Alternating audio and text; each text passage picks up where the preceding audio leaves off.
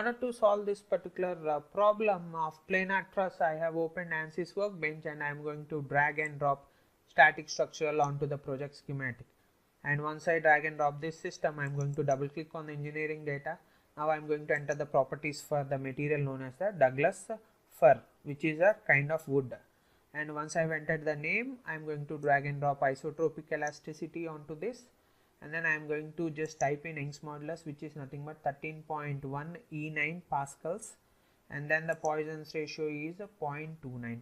So once I have given the required properties to this material, I am going to close this engineering data.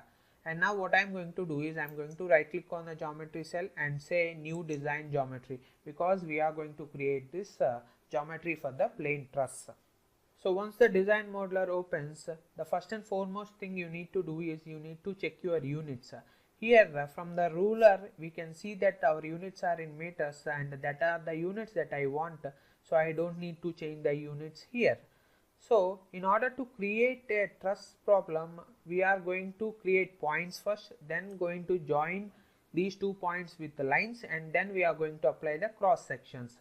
For that purpose, what I am going to do is I am going to select the point option here, and from the point option I need to select a coordinate file in which I have defined the XYZ coordinates of each and every point that are going to be making up this plane truss. So for that purpose I am going to click here and I am going to just browse, and I have given you a file name as truss modeling data points. You can select that particular data points and press open.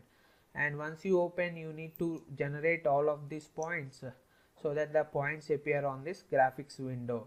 So once the points appear on the graphics window, I am going to click on this particular option so that it makes the screen normal to my face. And now what I am going to do is I am going to go to the concept, select lines from points, and I am going to join these particular points. So here every member of this plane truss is made up of same cross section, so you need not worry. You can select and create all the lines in one go. Then I am going to select this point and this point, and I am going to select this point and this point and this point and this point, this point and this point, and then I am going to select these 2 points.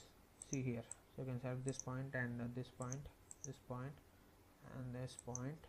Select this point and this point, and select this point, and you can select this point as well. So okay, you need to select this point.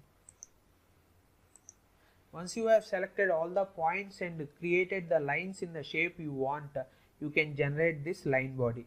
So right click and say generate, and once you have generated the body, see here a local system has been created where this particular Z direction shows the orientation. So for example, if I take this particular member, this particular member is starting from this particular point and is ending at this particular point, or say joint in terms of plane truss.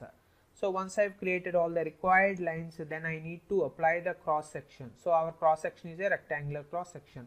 For that purpose I am going to go to the concept, say cross section, and I am going to select a rectangular cross section. Now the dimensions of our cross section are 6 centimeters by 6 centimeters. That is why I am going to enter 0.06 by 0.06. So once I have given this particular dimensions to our cross section, now we need to expand this body tab, and in this group I am going to select this line body, and from here I am going to select the cross section. So I have created only one cross section, so there is only one cross section available for selection. I am going to select this particular cross section, and once you see, after applying the cross sections, if you want to check whether the cross section is applied or not, you can go to the view tab, and in the view tab you can select cross section solids, so that what happens, see here, the display has changed from line bodies to the bodies on which the cross section has been applied. So this is how you can model a simple truss. You can also use the same technique to model any complicated steel frames and other sorts of structures where you can say convert the 3D structure into 1D for analysis.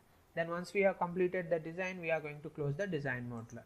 So I am going to now double click on the model cell in order to open the Ansys mechanical module to apply mesh and to apply loads and other sorts of things.